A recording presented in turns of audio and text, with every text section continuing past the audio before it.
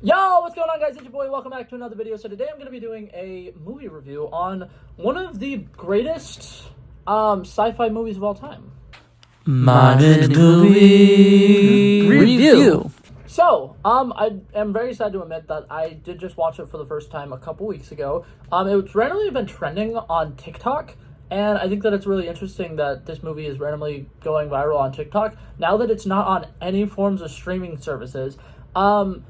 But, that's typically the way that things go. This is a really good Matt Damon movie, which could come as a surprise because, there's not a lot of them. Never been any problems whatsoever. And don't say the economy or Iraq or income inequality or racism or Brett Kavanaugh or air pollution or Vietnam or slavery or Watergate or capitalism or Me Too or homelessness or...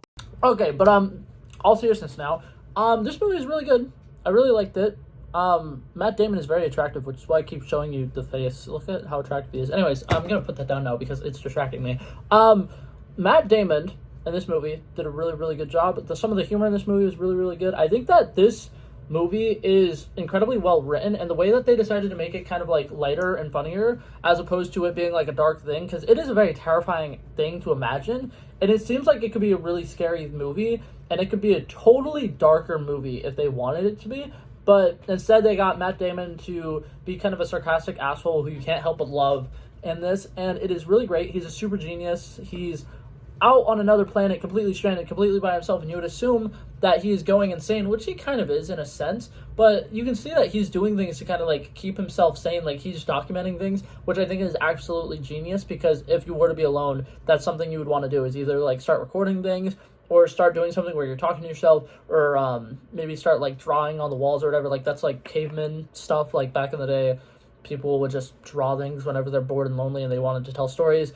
I think it's really well done.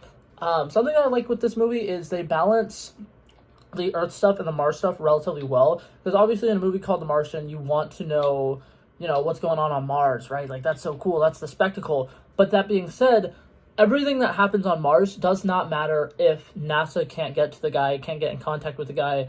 And I think that that's a really great thing that they do a great job of building on with this. They have somebody notice, oh shit, I think there's somebody still up there, because what's it called? He's pronounced like dead or whatever, right? Like they proclaim that he's dead because his heart monitor, whatever, is gone. It's turned off, and there's like a really bad storm, and everybody's having to flee the fucking planet. And he gets left behind, and everybody just assumes that he's dead because he got impaled with something. And that seemed really dark or whatever.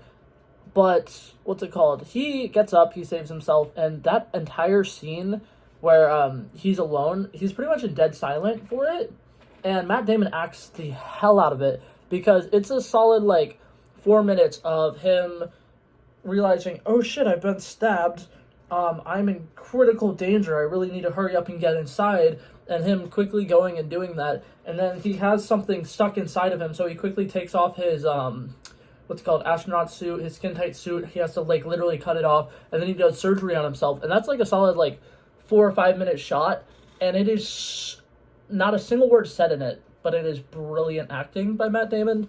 And now back to the fact that this movie is also absolutely hilarious.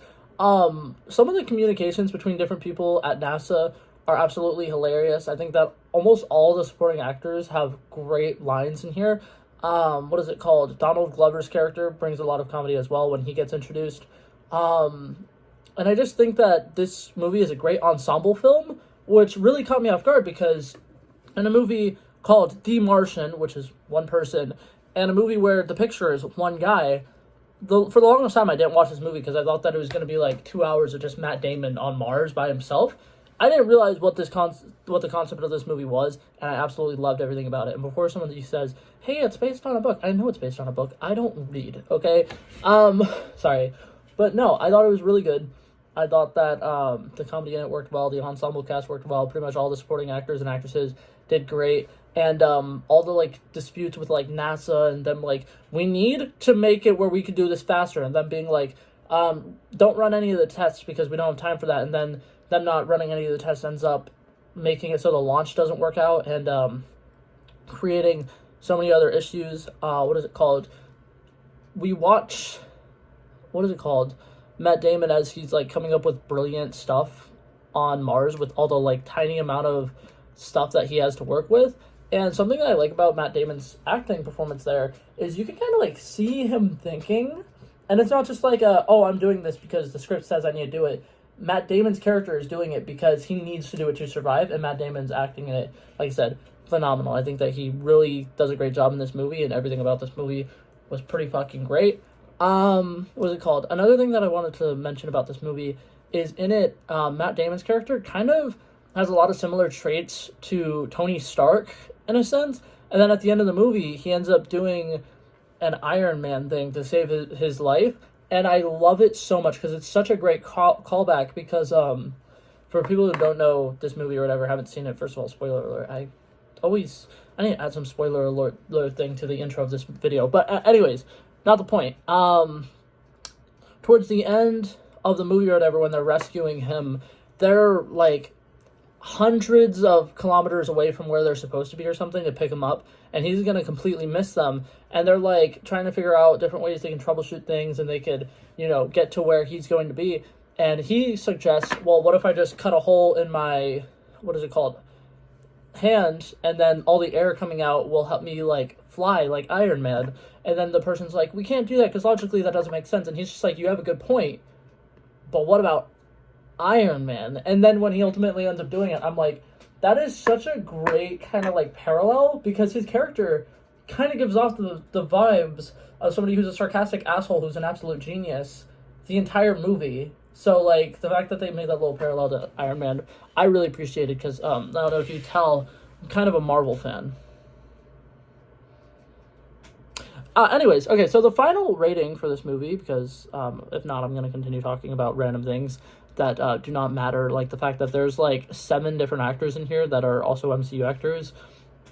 That blew my mind. I really need to branch out more and watch more movies, because the entire time I was watching this movie, I was just like, holy shit, that's Bucky Barnes. Holy shit, that's Baron Mordo. Oh my god, that's Wong. And what is it called? Like, I will say it's like 6 or 7 of the actors that are in this movie are also in big like Marvel projects.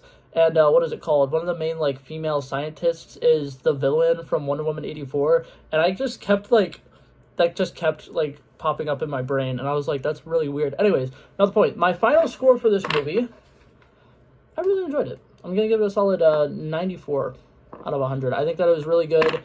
One of the only problems that I had with it was towards the end of the movie, there was the massive time gap between, you know, him, what's it called, finding out that he needs to ration his food to like 1/4 or whatever of a serving a day or something like that, to the day that he gets rescued, which I understand why, but it bothers me that they have that, and then also right before that, there's like a 25-minute long period where we don't see Matt Damon's character at all, and he's the main character of the movie, and it's like, the very beginning of the third act, he's not in it for 20 minutes, and that kind of threw me off.